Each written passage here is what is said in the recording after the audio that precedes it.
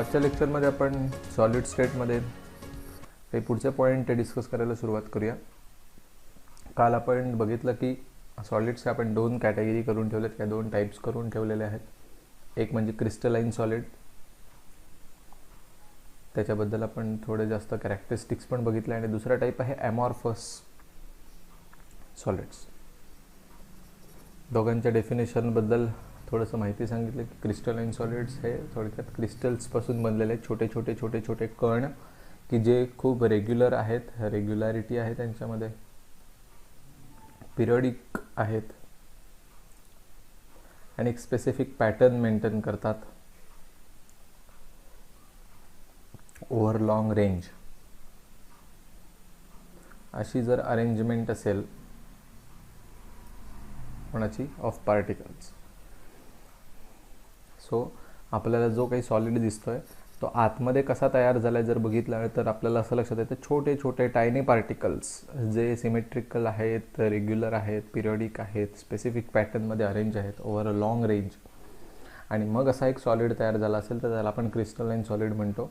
त्याचे एक्झाम्पल सांगितले की आईस असेल, सॉल्ट असेल, मेटल्स असतील, सोडियम, गोल्ड, कॉपर सारखे, डायमंड असेल, ग्राफाईट असेल, सिरॅमिक असेल, त्याच्यानंतर सिलिका असेल. हे सगळे सॉलिड्स जे आहेत ते बारीक बारीक कणांपासून तयार झालेले आहेत. त्यांना क्रिस्टलाइन सॉलिड म्हणतात. आता ॲमॉर्फस सॉलिड्स म्हणजे काय, तर ॲमॉर्फस सॉलिड हे लिक्विड्स असतात आधी, किंवा ते लिक्विड फॉर्ममध्ये असतात, आणि जे आता जसं जसं आपण त्यांना थंड करत जाऊ, त्यांची थंड करणं म्हणजे फ्रीजमध्ये ठेवणं असं नव्हे, रूम टेम्परेचरला पण ते थंड होतात. जसं की बघा, एखादं डांबर तुम्ही बघितलं आहे रस्त्याच्या साईडला काळा काळा असं एखाद्या ड्रममध्ये एकदम लिक्विड टार तयार केलेलं असतं, तर ते प्लॅस्टिक किंवा त्याच्यासारखंच प्लॅस्टिक मटेरियलने वितळून ते बनवलेलं असतं. ते गरम केलेलं असतं खूप, आणि जसजसं ते थंड होतं तर ते एका कडक वडीसारखं तयार होतं, टणक तयार होतं ते. आणि ते टणक झालं की आपण त्याला सॉलिड म्हणतो. पण तो सॉलिड का झाला आहे, कारण तो आधी लिक्विड फॉर्ममध्ये होता, त्याला सुपर कूल केला, त्याच्यातली हीट सगळी काढून घेतली, त्याला रूम टेम्परेचरला घेऊन आलो किंवा त्याच्याही पेक्षा कमी, तर तो लगेच सॉलिडमध्ये कन्वर्ट होतो. अशा सगळ्या सॉलिड्सना आपण ॲमॉर्फस सॉलिड्स म्हणू शकतो. ओके, म्हणजे एकदम एक्झाम्पल सोपं घ्यायचं झालं तर ग्लास बनवण्यासाठी जे सिलिका आहे ती गरम केली जाते, काही केमिकल्स ॲड करून त्याच्यामध्ये बॉन्डिंग व्यवस्थित केल्यानंतर ते लिक्विड फॉर्ममध्ये येतं, आणि मग ते सुकवलं की ग्लास तयार होते. प्लास्टिक पण तसंच आहे, प्लास्टिकची खुर्ची तशीच असते. रबर आपण बघितला. सो मी एक एक्झाम्पल दिलं होतं की आपण कोकणामध्ये आंब्याचं जे साठ करतो किंवा आंब्याची वडी करतो, ते तशाच पद्धतीचं आहे की रस काढून घेतला चांगल्यापैकी, तो रस एका ताटामध्ये ओतून सुकायला ठेवला की एक सॉलिड स्ट्रक्चर असलेला किंवा कडकपणा असलेला, एक definite shape, defined volume, size असलेलं एक सॉलिड तयार होतं. तसंच आहे. मग ते सॉलिड आहे ते क्रिस्टल्सपासून नाही बनलेलं आहे, त्याचे छोटे छोटे अरेंजमेंट, बारीक बारीक बारीक बारीक असे पार्टिकल्स अरेंजमेंट नाही आहे. ठीक आहे. जो आता याच्या कॅरेक्टरिस्टिक्स काय आणि याच्या कॅरेक्टरिस्टिक्स काय ते बघत होतो. तर पहिली म्हणजे त्याची डेफिनेशन, दुसरी म्हणजे काय की यांच्यामध्ये तुम्हाला शार्प मेल्टिंग पॉईंट मिळतो.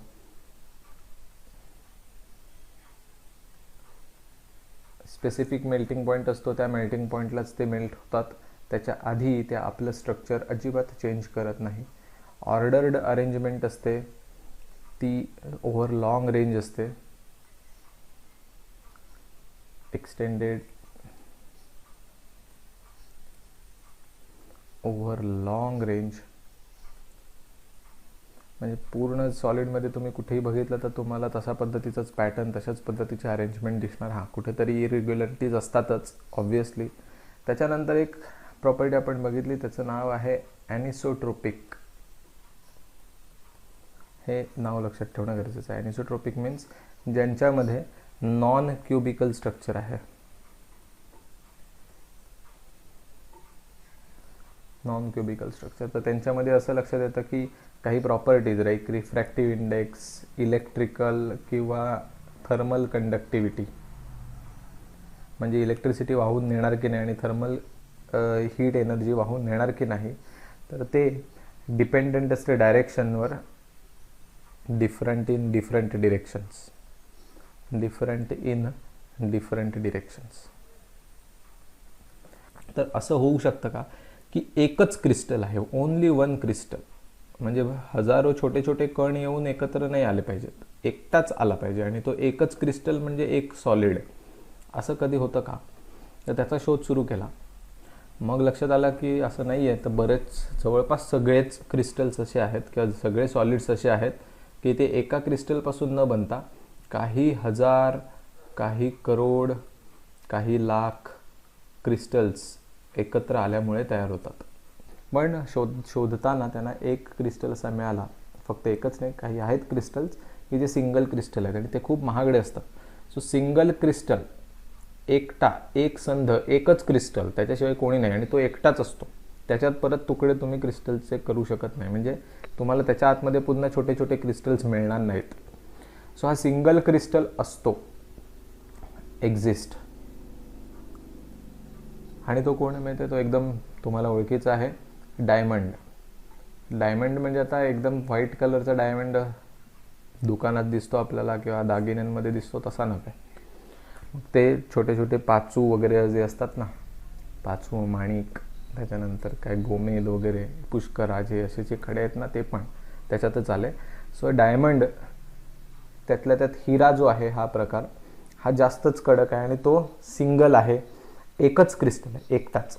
त्यामुळे काय होतं, जिथे ग्रुप असतो तो ग्रुप फोडता येणं पॉसिबल आहे, राईट. जसं की इंडियन क्रिकेट टीम आहे, त्या इंडियन क्रिकेट टीममध्ये एकमेकांमध्ये मतभेद झाले तर असं होऊ शकतं की कोणाला फिल्डिंग करायला, मी फिल्डिंग नाही करणार नीट, एक म्हणेल मी बॅटिंग नाही करणार, एक म्हणेल मी बॉलिंग नाही करणार नीट, त्यांच्यात भांडणं होऊ शकतात. सो 11 जण आहेत, एकमेकांमध्ये क्लॅश होऊ शकतो. पण जर असं असतं की एकच जण खेळतो आहे, जसं की बॅडमिंटन, तर ते एकटाच तो खेळणार आहे, त्यामुळे त्याचं स्किल त्याच्याकडेच राहतं, त्याला फोडू नाही शकत आपण. तसं हा सिंगल क्रिस्टल आहे, तो एकटाच आहे, तो अनेक क्रिस्टल्सला एकत्र येऊन नाही तयार झालेला, त्यामुळे हा खूप स्ट्रॉंग असतो, ह्याला फोडता येत नाही, याला फोडणं खूप कठीण आहे, खूप जास्त याच्यावर फोर्स लावायला लागतो. याचा बॉईल म्हणण्यापेक्षा मेल्ट करायचं जर म्हटलं तर खूपच जास्त हीट एनर्जी तुम्हाला प्रोव्हाइड करायला लागते, तरीसुद्धा ते होताना मुश्किल आहे, कारण तो एक संद, एक गठ्ठा, एकच आहे क्रिस्टल. बरेच क्रिस्टल असतील तर ते फोडणं सोपं होतं, कारण त्याच्यात बॉन्डिंग तयार असतं, ते बॉन्डिंग फोडलं तर ते सेपरेट होणार सगळे क्रिस्टल. पण हा एकटाच असल्यामुळे त्याला फोडणं कठीण होतं. सो सिंगल क्रिस्टल्स आहेत, पण ते कोण आहेत? डायमंड. नॅचरली फॉर्म, नैसर्गिकरित्या ते तुम्हाला मिळतात. पुढची एक प्रॉपर्टी यांचीच आपण बघतोय क्रिस्टलाइन सॉलिडची, ती आहे पॉलीक्रिस्टलाइन.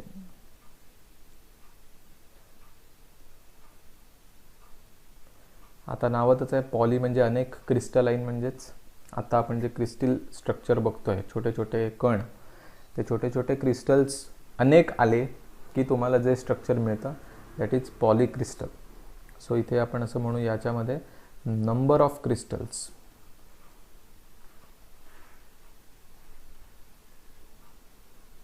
आर बाउंड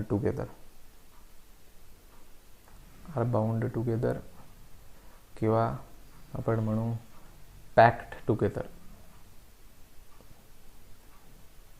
जसं की आपल्या गणपतीमध्ये आपल्याला कोणतरी असं दिसतं की कोणतरी पाहुणे आले आणि एक मोठा बुंदीचा लाडू प्रसाद म्हणून ठेवून गेले, तर तो बुंदीचा मोठा लाडू असतो, तो कित्येक छोट्या छोट्या बुंदींपासून तयार झालेला आहे, म्हणजे तो पॉली क्रिस्टलाइन सारखा झाला.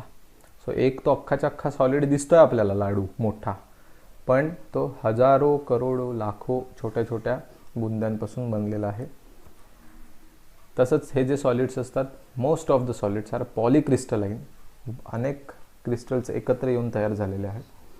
पण डायमंडसारखे जे आहेत ते सिंगल क्रिस्टल असतात, त्यांच्यामध्ये ऑब्व्हियसली सिंगल क्रिस्टल म्हणजे आतमध्ये अनेक नंबर ऑफ ॲटम्स असणारच, त्यांचं अरेंजमेंट असणार, अनेक नंबर ऑफ स्मॉल पार्टिकल्स त्याच्यामध्ये असणारच, पण तो एकच क्रिस्टल आहे. ठीक आहे. त्यामुळे जे सिंगल क्रिस्टल असतात ते एक्झिस्ट करतात नॅचरली, आणि ते डायमंड आहेत, स्ट्रॉंग आहेत भरपूर, आणि अदरवाईज जे बाकीचे आहेत ते सगळे पॉलीक्रिस्टल आहेत. सो या सगळ्या क्रिस्टल्सबद्दल झाल्या, क्रिस्टलाइन सॉलिड्स यांच्याबद्दल माहिती झाली. सो तुम्ही ती लिहून घ्यायला हरकत नाही, काही पॉईंट्स. आणि मग आता आपण ॲमॉर्फसकडे जाऊया. ॲमॉर्फस सॉलिड्स म्हणजे काय असतं? ते बघूया. ॲमॉर्फस सॉलिड्स म्हणजे काय ते आपण थोडक्यात माहिती घेतली आहे की असे सॉलिड्स की जे आधी लिक्विड फॉर्मॅटमध्ये होते आणि त्यांना आपण सुपर कूल केलं की आपल्याला जे मिळतं ते सॉलिड्स ॲमॉर्फस सॉलिड्स म्हणून ओळखले जातात. यांच्या काही प्रॉपर्टीज आहेत. यांच्यातली बेसिक प्रॉपर्टी म्हणजे त्यांच्यातले जे कॉन्स्टिट्युएंट मीन्स ज्यांच्यापासून तो तयार झालेला आहे ते जे कॉन्स्टिट्युएंट पार्टिकल्स आहेत आर रँडमली अरेंज्ड. म्हणजे कसेही भरकटलेले आहेत. त्यांच्यामध्ये असा फिक्स्ड पॅटर्न तुम्हाला दिसणार नाही. बरोबर क्रिस्टलाईनच्या उलट. ओके. दुसरं आपण असं म्हणू do not have periodic regular specific arrangement. असं काही नसतं.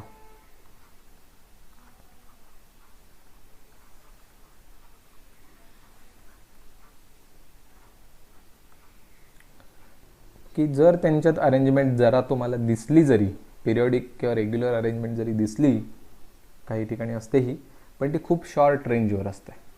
सो आपण असं म्हणू if it exists, what exists, this periodic specific regular arrangement तुम्हाला दिसली, if it exist then it is for very short range. So तुम्हाला जर स्पेसिफिक अरेंजमेंट दिसली तर ती फक्त शॉर्ट रेंज पुरताच दिसणार आहे. ठीक आहे. पुढे त्यांचा एक दुसरा कॅरेक्टरिस्टिक आहे जी आपल्याला क्रिस्टलाइन सॉलिड्समध्ये दिसली होती त्याच्याबरोबर उलटी. यांना शार्प मेल्टिंग पॉईंट नसतात. शार्प मेल्टिंग पॉईंट नाहीत. Does not exist. असं का झालं असेल तर तुम्ही बघा. एकदम सिंपल उदाहरण देतो तुम्हाला. मी काय म्हटलं की ॲमॉर्फस सॉलिड्स मुळात तयार कसे झालेत, ते आधी लिक्विड होते आणि हळूहळू थंड जसे झाले तसे ते सॉलिडमध्ये कन्वर्ट व्हायला लागले. राईट. सो तुम्ही जे डांबर मी म्हटलं ना प्लॅस्टिक, त्याचाच विचार करा. प्लॅस्टिक आहे, पूर्ण लिक्विड फॉर्ममध्ये गरम केलेलं आहे. आता ते आपण थंड व्हायला ठेवलं, हळूहळू ते थंड होत जातं. तासाभरानं बघितलं आणि जर त्याला हात लावून बघितलं आपण किंवा टच करून बघितलं काठीने किंवा कशाने, पट्टीने, तर तुम्हाला असं लक्षात येतं की ते आता सॉलिड व्हायला लागलं आहे, पण ते पूर्ण सॉलिड नाही झालं आहे, थोडंसं मऊ मऊ आहे. राईट. अशा पद्धतीने मग ते मऊ मऊ थोडा वेळ असतं. पुन्हा एका तासानंतर बघितलं तर ते थोडंसं कडक झालेलं असतं, टणक झालेलं असतं, पण तरीसुद्धा थोडंसं ते मऊच असतं. थोडंसं पहिल्यापेक्षा कमी, पण थोडंसं आहे अजूनही. आणखीन एक तासाने बघितलं तर ते आता बऱ्यापैकी कडक झालेलं असतं, चांगल्यापैकी सुकलेलं असतं. थोड्या वेळाने आणखीन बघितलं तर ते पूर्णपणे सुकून कडक झालेलं असतं पूर्णपणे. जसं की तुम्ही सिमेंटचं काम बघितलेलं असेल, प्रत्येकाच्या घरोघरी झालेलं असतं. तर जे प्लास्टर करतात किंवा स्लॅब टाकतात किंवा जमिनीच्या इथे लादी किंवा काही बसवतात, तर असं सांगतात की आज हे काम झालं, आज याला पाणी वगैरे टाकू नका, दुसऱ्या दिवशी टाका. किंवा त्याला सांगतात इथे आता हात बीत लावू नका किंवा कोणालाही चालायला वगैरे देऊ नका, नाहीतर ते दबणार. सो जर फ्लोरिंग बनवलं सिमेंटपासून तर त्याच्यावर कोणी चालायला देत नाही, ते सगळं बंद करून ठेवलं जातं, तिथे कोणालाही जायला देत नाहीत. का? कारण ते सिमेंट मऊ आहे. पण हळूहळू जसं ते सुकत जाईल, सुपर कूल होणं म्हणजे काय, त्याला आपण थंड नाही करत आहोत, पण त्यातला वॉटर कंटेंट जसं ॲब्सॉर्ब होत जाईल, हळूहळू ते कडक होत चाललं आहे. एक उदाहरण म्हणून समजून घ्या. मग आपण जर 2-3 तासांनी बघितलं आणि जर त्याच्यावर पाय टच करून बघितलं ना, तर ते कडक झालेलं असणार, पण तरीसुद्धा तुमचा पायाचा शिक्का त्याच्यावर उठू शकतो. पण पहिल्यापेक्षा कमी आहे ते मऊ, थोडंसं मऊ आहे. आणि जर दुसऱ्या दिवशी सकाळी बघितलं तर तुम्हाला ते एकदम चांगल्यापैकी कडक झालेलं दिसेल. आणि अजून त्याच्यात जर मग आपण रोज 2-4 दिवस पाणी ओतत राहिलं तर ते आणखीन कडक होतं. मग जसं तयार होताना हे सॉलिड प्रोसेस झाले, उलट प्रोसेस पण तशीच होते. ह्यांना जेव्हा गरम करायला लागतो आपण, तर तुम्ही आता हे पण बघितलेलं असेल की प्लास्टिक, आज मुद्दा म्हणून काय करायचं, प्लास्टिक जाळून बघू शकता. सो आधी ते जळायला लागतं, जळून झाल्यानंतर हळूहळू त्याचं लिक्विड फॉर्मॅटमध्ये येतं. पण ते लिक्विड फॉर्मॅटमध्ये लगेच नाहीत. आधी काय होतं, ते मऊ पडतं, मऊ झाल्यानंतर ते थोडंसं वाहतं, आणि मग पूर्ण लिक्विडमध्ये कन्वर्ट होऊन ते लिक्विड फॉर्ममध्येच येतं. वायर्स वगैरे जळालेल्या बघितल्या असेल तुम्हाला, त्या जळालेल्या वायर्स असतात, त्याचं प्लॅस्टिक बघा कसं होतं, आधी थोडंसं मऊ होतं, मऊ झाल्यानंतर मग ते असं वाकायला वगैरे लागतं, आणखीन जर गरम होत राहिलं तर मग ते तुटून त्याचं लिक्विड थेंब पडायला लागतात. अशा पद्धतीने आपण म्हणतो. सो हे जे मेटल्स आहेत यांचं शार्प पॉईंट नसतो. समजा हे मेल्ट होतात, पूर्ण लिक्विड फॉर्मॅटमध्ये येतात 100 डिग्री सेल्सिअसला असं आपण म्हणू, तर 90 डिग्री सेल्सिअसला पण ते थोडेसे बऱ्यापैकी लिक्विड झालेलेच असतात. त्याच्या आधी जर 80 डिग्री सेल्सिअसला बघितलं तर बऱ्यापैकी मऊ झालेले असतात. सो 50 डिग्री सेल्सिअसला आपण असं म्हणू 50 डिग्री सेल्सिअसला पूर्णपणे सॉलिड होत आहे. 10 डिग्री सेल्सिअसने मी टेम्परेचर वाढवलं की ते थोडेसे मऊ होतात, त्याचं थोडंसं सॉलिडपणा कमी होतो. 70 डिग्री सेल्सिअसला थोडं आणखीन मऊ होतात, जरा जास्तच मऊ झालं ते. आणि असं कमी जसं मी टेम्परेचर वाढवत जाईन हळूहळू हळूहळू त्यांची स्टेजेस बदलत जातात आणि मग 100 डिग्री सेल्सिअसला ते पूर्ण वितळून लिक्विडमध्ये येतात. सो त्यांचं शार्प मेल्टिंग पॉईंट नाही. मेल्ट खरं तर 60लाच झाले होते बघा, पण 60ला पूर्ण मेल्टिंग झालं नव्हतं, 70ला तर आणखीन मेल्ट झाले, 80ला आणखीन झाले, 90ला आणखीन झाले आणि मग ते हळूहळू मेल्ट होत जातात.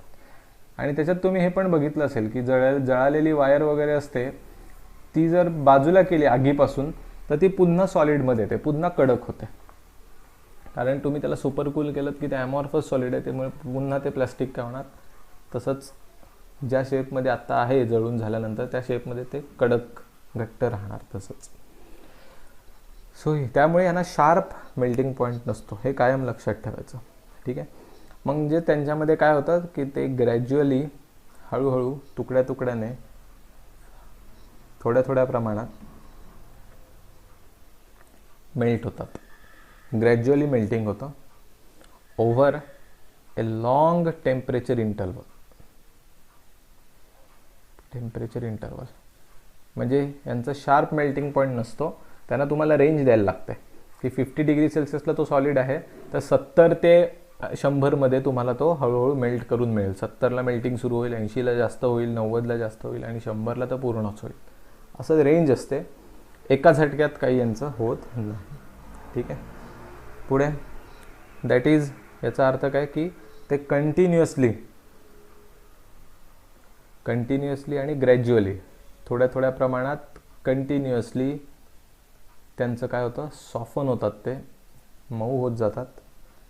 And at the end starts to flow means पूर्ण वाहायलाच लागतात, म्हणजे पूर्ण त्याला धारच लागते. जसं ते मेणबत्तीचं मेण कसं हळूहळू खाली गळायला लागतं तसं हे प्लॅस्टिक किंवा हे ग्लास काचेचे जे प्रकार आहेत ते हळूहळू वाहायला लागतं. ठीक आहे. याचा एक ॲडव्हान्टेज पण आहे, डिसॲडव्हान्टेज पण आहे. एक स्पेसिफिक मेल्टिंग पॉईंट नसल्यामुळे किती टेम्परेचरला आपण मेल्ट करायचं किंवा किती टेम्परेचरला घेऊन जायचं की जेणेकरून आपल्याला ते मेल्ट करून मिळेल, हा आकडा फिक्स नसल्यामुळे आपल्याला नेमकं किती द्यायचं टेम्परेचर हे प्रत्येकासाठी वेगवेगळं राहतं. कोणाला कशी रिक्वायरमेंट आहे त्याप्रमाणे बदलत राहतं. म्हणजे कम्युनिकेशनमध्ये प्रॉब्लेम होतो.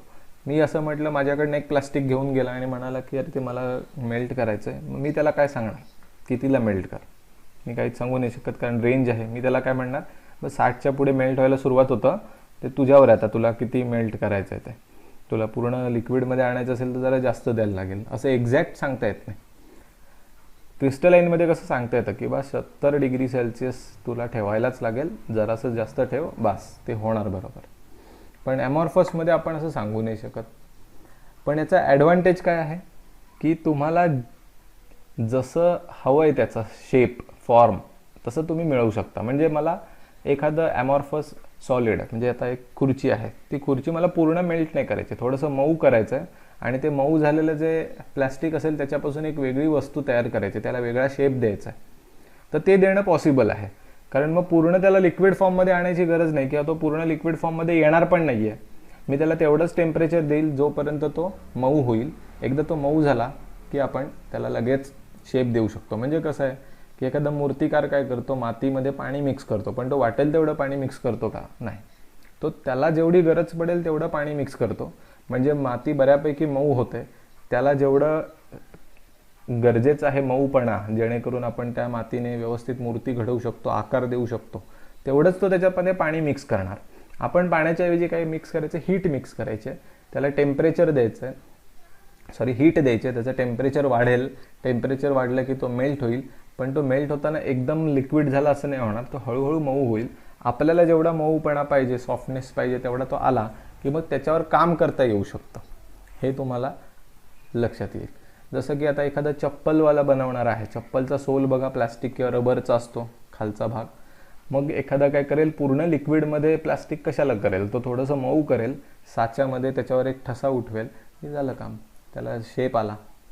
सो हे फायदे आहेत ॲमॉर्फस सॉलिडचे, की त्याचा एक टेम्परेचर पॉईंट, एक मेल्टिंग पॉईंट असा नसतो. ओके, एक सिरीज असते, एक रेंज असते. ठीक आहे, यांना आयसोट्रोपिक असं म्हटलं जातं. हे एक शब्द नवीन आला, आयसोट्रोपिक. What is आयसोट्रोपिक? त्याचा अर्थ की properties like refractive index, electrical conductivity, thermal conductivity, जे आपण क्रिस्टलाइनमध्ये बघितले होते तिकडे कसे होते, वेगवेगळ्या डिरेक्शन्सला वेगवेगळे होते, डिपेंडंट ऑन डायरेक्शन होते. याच्यामध्ये आर इनडिपेंडंट ऑन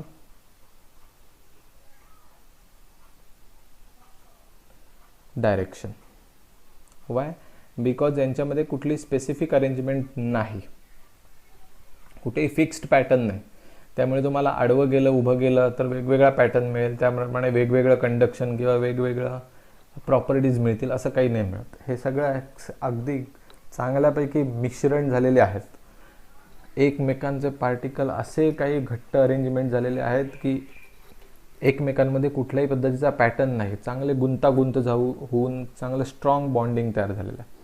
त्यामुळे यांच्यामध्ये ह्या ज्या प्रॉपर्टीज आहेत, कंडक्टिव्हिटी वगैरे, या डायरेक्शनवर डिपेंड नाहीत.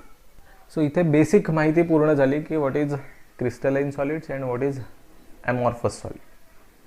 आता आपण क्रिस्टलाइनवर पुन्हा कॉन्सन्ट्रेट करायचं आहे आणि त्याचे किती टाईप्स आहेत ते बघायचं आहे. ठीक आहे, सो हे मी क्लिअर करतो. तुम्ही हे छोटे छोटे शॉर्ट नोट्स बनवले तरी चालते.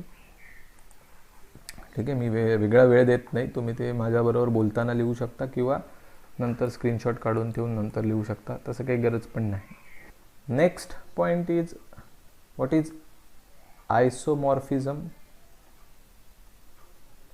आणि व्हॉट इज पॉलिमॉर्फिझम.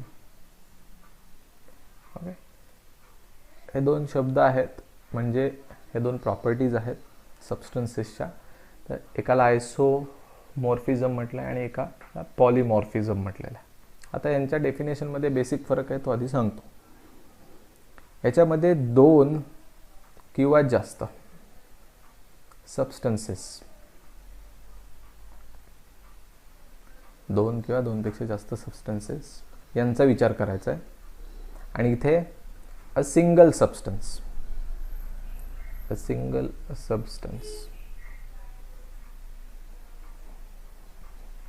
याचा विचार करायचा आहे. सो आयसोमॉर्फिझममध्ये दोन किंवा दोनपेक्षा जास्त सबस्टन्सेस आपण कन्सिडर करणार आणि पॉलिमॉर्फिझममध्ये आपण एकाच करणार. आता हे कसं काय, हे पॉली नाव असतं ते बऱ्याच जणांसाठी असतं, पण ते आता पुढे कळेल तुम्हाला. जर दोन किंवा दोनपेक्षा जास्त सबस्टन्सेस यांना सेम क्रिस्टल स्ट्रक्चर असेल, सेम क्रिस्टल स्ट्रक्चर असेल, तर अशांना म्हटलं जातं आयसोमॉर्फिझम किंवा आयसोमॉर्फस.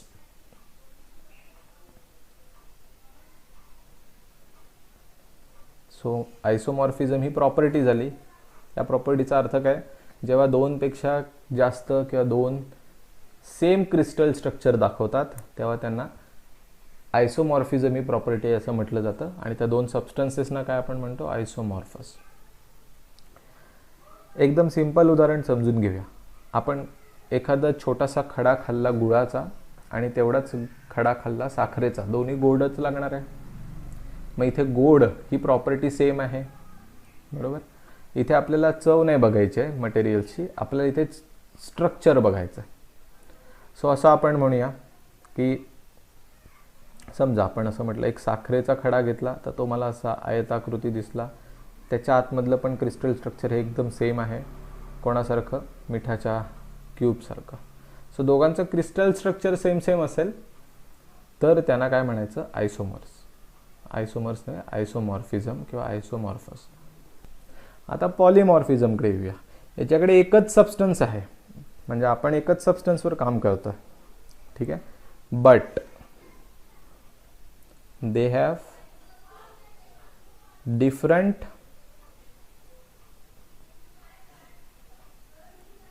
Crystal structure.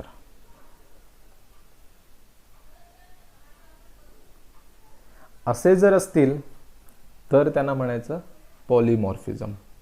म्हणजे कसं? एक उदाहरण, एखादा माणूस जो आपल्याशी खूप चांगला वागतो, म्हणजे चांगला हे आपलं मत झालं, नंतर काहीतरी घडतं, तो आपल्याबरोबर वाईट वागायला लागतो, नंतर तो आपला राग करतो, किंवा मग परत तो आपल्यावर प्रेम करतो, पुन्हा तो आपल्याबरोबर मैत्री करतो, पुन्हा तो आपल्याबरोबर मारामारी करतो. आता एकाच माणसाचे तुम्हाला वेगवेगळे कॅरेक्टरिस्टिक्स दिसतात. माणूस एकच आहे पण कॅरेक्टरिस्टिक्स वेगवेगळ्या आहेत. मग या कॅरेक्टरिस्टिक्स कशा बाहेर पडल्या? त्या वेगवेगळ्या सिच्युएशनवर. चांगला एक माहोल असेल तर चांगला वाटणार, काही भानगडीचा विषय असेल तर वाईट येणार, राग येणार, पुन्हा जरा चांगले संबंध असतील तर मैत्री होणार, पुन्हा कधीतरी हाणामारीवर येणार. सो हे सिच्युएशनवर बेस्ड आहे. तसं काही सबस्टन्स असे आहेत किंवा काही सॉलिड्स असे आहेत की जे एकटेच आहेत, एकच सॉलिड तो, पण तो आपल्याला वेगवेगळे क्रिस्टल स्ट्रक्चर दाखवू शकतो. It depends on different situation. म्हणजे या सिच्युएशन कशावर डिपेंडेंट असतात? तर नॉर्मली या टेम्परेचरवर डिपेंडेंट असतात. आत्ता टेम्परेचर असं असेल तर थोडंसं क्रिस्टल स्ट्रक्चर वेगळं, नंतर थोडंसं टेम्परेचर वाढवलं तर क्रिस्टल स्ट्रक्चर वेगळं, आणखीन टेम्परेचर वाढवलं तर क्रिस्टल स्ट्रक्चर वेगळं. तो असे क्रिस्टल्स तुम्हाला वेगवेगळे दिसतात. किंवा एक प्रकारचं सबस्टन्स एका वेगळ्या प्रोसेसमुळे तयार झालं असेल तर त्याच्यातलं क्रिस्टल स्ट्रक्चर वेगळं असतं. तोच सबस्टन्स तोच, पण तो दुसरीकडे दुसऱ्या प्रकारच्या केमिकल रिॲक्शन्समुळे तयार झाला असेल तर त्याच्यातलं क्रिस्टल स्ट्रक्चर वेगळं तुम्हाला दिसणार. असं पण तुम्हाला बघायला मिळू शकतं. सो इथे आणि इथे काय फरक आहे? इकडे सबस्टन्सेस अनेक आहेत पण त्यांचं क्रिस्टल स्ट्रक्चर सेम आहे. इकडे सबस्टन्स एकच आहे पण त्यांचे क्रिस्टल स्ट्रक्चर्स डिफरंट आहेत. सो इकडे क्रिस्टल स्ट्रक्चर सेम, इकडे क्रिस्टल स्ट्रक्चर डिफरंट. इकडे दोन किंवा दोनपेक्षा अनेक सबस्टन्सेसचं कंपॅरिझन करायचं आहे आणि आपल्याला सेम कॅरेक्टरिस्टिक मिळाले, आणि इथे एकाचीच आपल्याला अनेक कॅरेक्टरिस्टिक मिळाले. असे जे सबस्टन्स असतात त्यांना आपण पॉलिमॉर्फस असं म्हणणार.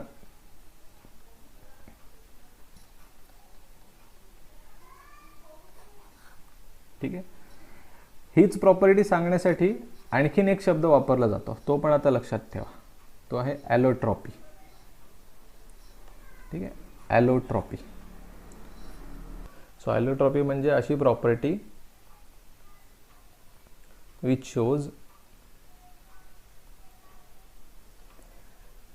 Different crystal structures.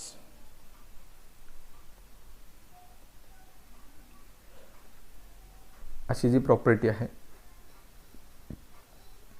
त्यालाच आपण ॲलोट्रॉपी असं म्हणतो. सो पॉलिमॉर्फिझम दाखवणारे सबस्टन्सेस इनडायरेक्टली काय दाखवत असतात? ॲलोट्रॉपी दाखवत असतात. ॲलोट्रॉपी ही प्रॉपर्टी दाखवत असतात, ज्याचा अर्थ की ते वेगवेगळी रूपं दाखवतात आपल्याला. आहे एकच पण अनेक रूपं. जसं की आपण देव म्हणतो ना, देव एकच आहे पण त्याची रूपं वेगवेगळी आहेत, प्रत्येकजण वेगवेगळ्या रूपाला मानतो, राईट. सेम तसं आहे. सो देव कुठली प्रॉपर्टी तुम्हाला फॉलो करताना दिसतोय? ॲलोट्रॉपी. कोणाला तो एक्स नावाच्या देवा म्हणजे एक्स नावाचं स्ट्रक्चर दिसतं, तो मेल असेल, तर दुसऱ्याला वाय नावाचं त्याचं रूप दिसतं जे की मे बी फिमेल असेल,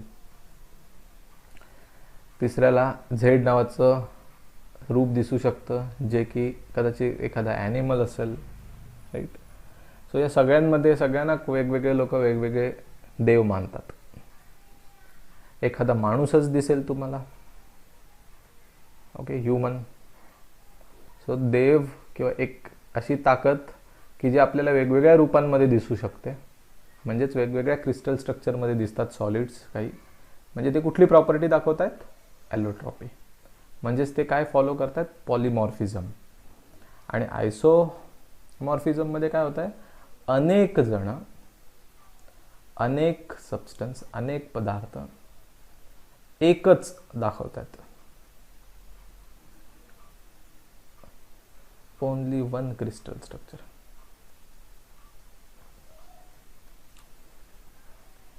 ठीक आहे. सो हा फरक आहे. सो इथे पॉली शब्द का आलाय? कारण अनेक डिफरंट क्रिस्टल स्ट्रक्चर दिसतात म्हणून पॉली शब्द आला.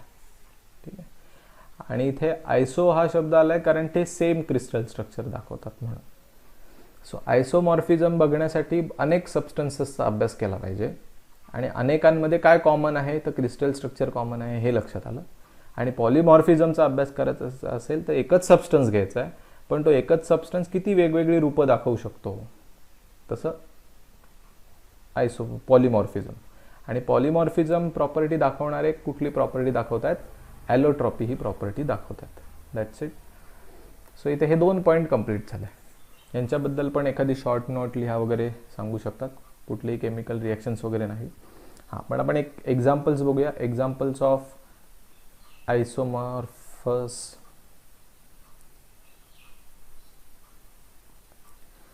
त्यातलं एक एक्झाम्पल आहे NaF, sodium fluoride and MgO, magnesium oxide. So याचं क्रिस्टल स्ट्रक्चर आणि याचं क्रिस्टल स्ट्रक्चर सेम आहे. हे एक्झाम्पल पण लिहायला लागेल जेव्हा तुम्हाला शॉर्ट नोट विचारतील तेव्हा. दुसरं एक एक्झाम्पल आहे NaNO3, सोडियम नायट्रेट आणि CaCO3, कॅल्शियम कार्बोनेट. यांना पण काय आहे? Same crystal structure. आता असं नाही आहे की दोघांनाच असलं पाहिजे, कधी कधी तिघं पण असू शकतात. सो ही त्यांची एक्झाम्पल झाली. Examples of polymorphous. आता हे एक्झाम्पल एकच असणार ना, कारण हा एकच सबस्टन्स असतो. तर याच्यामध्ये कोण आहे तो नीट बघा. सिलिका. ओके, जे आपण अगदी सिंपल भाषेत म्हणायचं झालं तर वाळू. तर वाळूला एका ठराविक टेम्परेचरला घेऊन गेलो तर आपल्याला फायबर मिळतात, क्वार्ट्ज फायबर म्हणतात त्याला. सो ते अल्फा टाईपचे, अल्फा क्वार्ट्ज फायबर म्हणतात त्याला, हे मिळतात. थोडंसं आणखीन वेगळ्या टेम्परेचरला घेऊन गेलो तर बीटा क्वार्ट्ज फायबर मिळतात.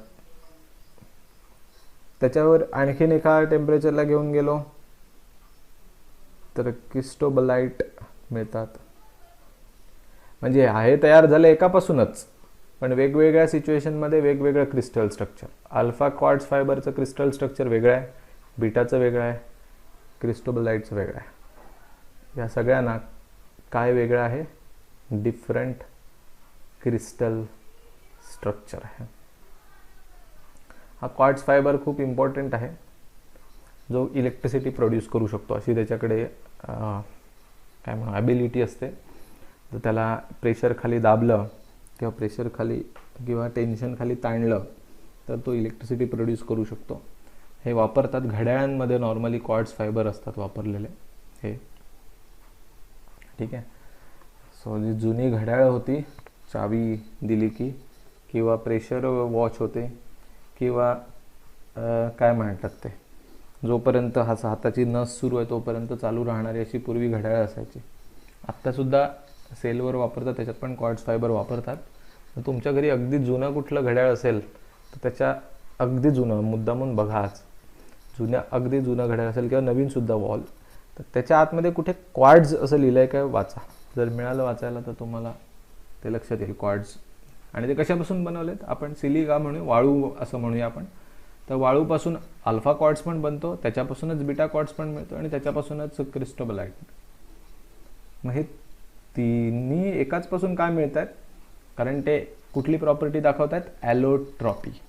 म्हणजे आपण ह्यांना काय म्हणणार माहिती आहे का? ह्यांना म्हणणार ॲलोट्रोप्स. ॲलोट्रोप्स कोणाचे? सिलिकाचे. हा आणि हा वेगवेगळी रूप आहेत आणि त्यांच्या वेगवेगळ्या प्रॉपर्टीज, वेगवेगळे ॲप्लिकेशन्स. ठीक आहे. आणखीन एक आपल्याला ॲलोट्रोप दाखवणारा एक आहे. ठीक आहे. एक कार्बन कंपाऊंड आहे. कार्बन हा पण आपल्याला एक सबस्टन्स आहे, तर तो वेगवेगळे क्रिस्टल स्ट्रक्चर दाखवतो. कार्बन जर एका सिंगल क्रिस्टलमध्ये कन्वर्ट झाला तर तो डायमंड दाखवतो, आपल्याला डायमंड बनवून देतो. तोच कार्बन ग्रॅफाईट पण बनवून देतो.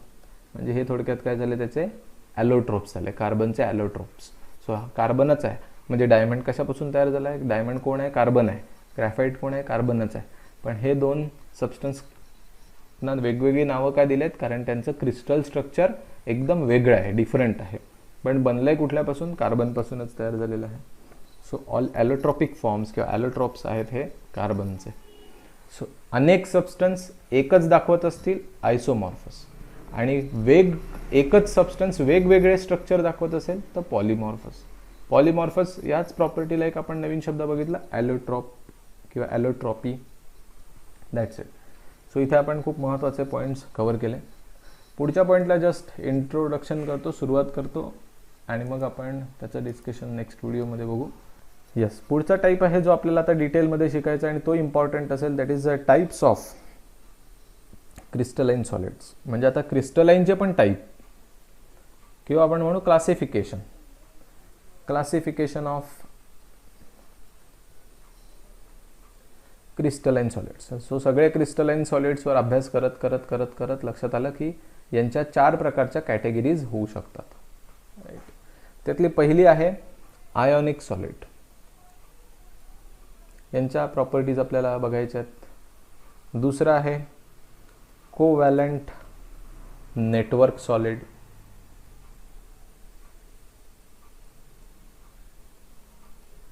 थर्ड आहे मोलेक्युलर सॉलिड.